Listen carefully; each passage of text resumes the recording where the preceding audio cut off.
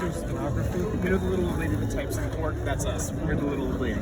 Only it's not only little ladies, it's young. Right, it's everybody. You have to train for that for a couple of years. Yeah, it does take a lot of training. I heard, yeah. And now the issue is that they're trying, certain industries, certain forces are trying to get rid of the stenographer, that's us, and just tape record the proceedings. And they're saying, oh, there's too much of a shortage, which there is a shortage, but it's a shortage, but they're aggressively trying to make the shortage worse. And I'll give you an example.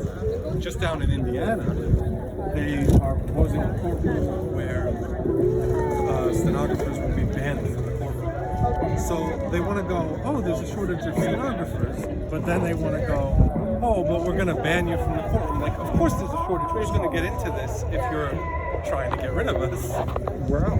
So what are your options if you're not a court reporter in the end of school? Well, what do? You can do captioning, like broadcast captioning for TV.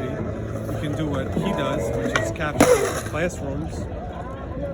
And basically for the deaf and hard of hearing, you give them the words on the screen because they can't hear it. What other? I mean, there's transcription, but that's not really a glamorous. Right. You could transcribe stuff, like people have interviews and stuff they want transcribed. I did that once, but it's usually low pay. So it's usually better to be either in court or at depositions, which are it's still legal proceedings, but it's in law offices instead of court. Yep. I've been in one. Oh, really? Yeah, a court case one time. I was hit by a bulldozer. Did you have a stenographer? Yes. Yeah. Although I don't know what they didn't use that term. They might have said court reporter. Yeah, I think they did. That's really too bad because you trained all this time and now your field is going to be more limited. Right. Could be reduced, yeah. That's exactly stand up. So that's what you're doing. Very good. Stenonymous. And so you study like at the university or something like that for 2 years? Yeah, well there was a school, New York Career Institute, and we went to school there. And we were there what year did we graduate? 2010. Yep.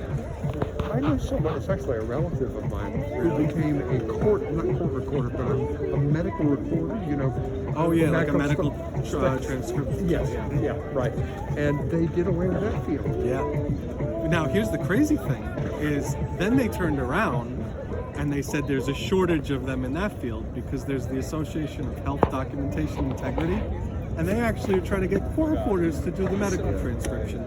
Really, that's hard because you have to learn a lot of new terminology. Yeah. Oh yeah, medical terminology is challenging. So that's the thing that we're seeing is they push them out of that field, and now they're like trying to pull us over to that field because they created a shortage, and they're going to do the same thing to us, where they're going to create a shortage, and then what? There's no one else to choose.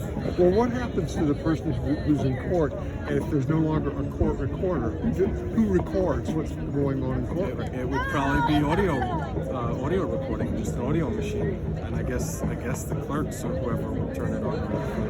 Doesn't somebody have to translate it from the machine into print? Yeah, I mean theoretically. It depends on if somebody orders it, and if somebody orders it, what we're seeing is a backlog with the digitally recorded stuff. So for example, I just reported on my blog, there was a litigant who basically says that some guy took his car and he ordered the court transcript, and because it was digital, it took about 2 months to get there. Wow, this is really, technology has changed our whole lives. Yeah. It really did. I don't know what else you do.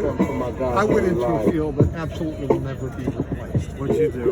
I'm a psychotherapist. I love it. Yeah, and you just can't. A machine can't replace that.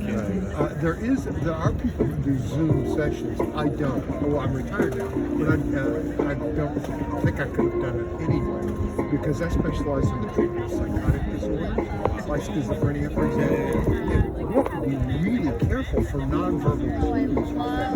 Like one time, I had somebody walk in the door like this. I knew something was wrong. He was thinking about killing himself. Once he left the office, he knew where the knife was and he was going to stab himself. Yes, and he didn't speak English. I don't know how machines replace it. First of all, nobody wants else to do it. They're having trouble replacing us, so I think you guys are pretty safe. Well, I left the field. I'm in a retirement. You have to, after a while, I didn't want to do it. Do you do any kind of mentoring in your field, like young people? I haven't, except voluntarily.